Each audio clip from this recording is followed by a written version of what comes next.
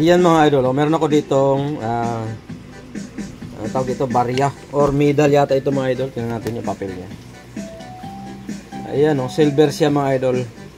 Silver, 999% silver, and weight niya ay 1 troy ounce. Ayan, diameter ay 386 mm. Ayan. Ayan, galing po itong BSP or Bangko Sentral ng Pilipinas. Ayan siya mga idol oh. Ayan, 700 pesos commemorative coin. Coin pala siya mga idol. Ayan, coin. Akala ko medal. Ayan, coin siya mga idol ay 750 pesos. Ayan, galing Pilipinas. Ay, galing Bangko Sentral. Tama, Philippines. Philippines coins. Ito mga idol ay, ayan o, mabibili mo lang ito sa Bangko Sentral mga idol. Wala po ito sa kung saan saan.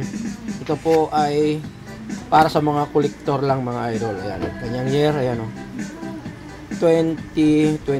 Ayan, ganda, may lagayan yan siya mga idol oh.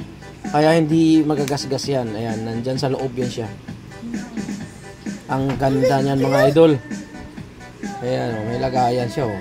Ganda oh, naka-shield. Ayan yung lagayan niya, kaya napakaganda niyang koleksyon. 75 yung nakalagay dito sa likuran. Ayan oh, 75 years. And ang kanyang denomination niya ay 750 pesos. Ito yung ano niya, yung tinatawag nilang certificate. Ayan oh, yung certificate. Ito yung certificate niya mga idol. 750 pesos na barya. Ayan oh. Ito yung kanyang box. Ayan oh, kanyang box mga idol. Yung likuran. Ayan, napakagandang barya mga idol oh. 750 pesos. Purong silver. Ayan, purong silver yan siya mga idol ha. Ayan, zoom natin. Ayan oh. Ayan, gas-gas lang siya tignan dahil yung ano lang yan, yung dito yung case lang yan. Pero yung coin sa loob mga idol ay napakaganda niyan. Ayan oh. Ayan oh, 1949.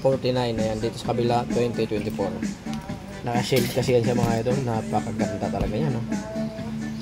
Ayan oh, Republika ng Pilipinas.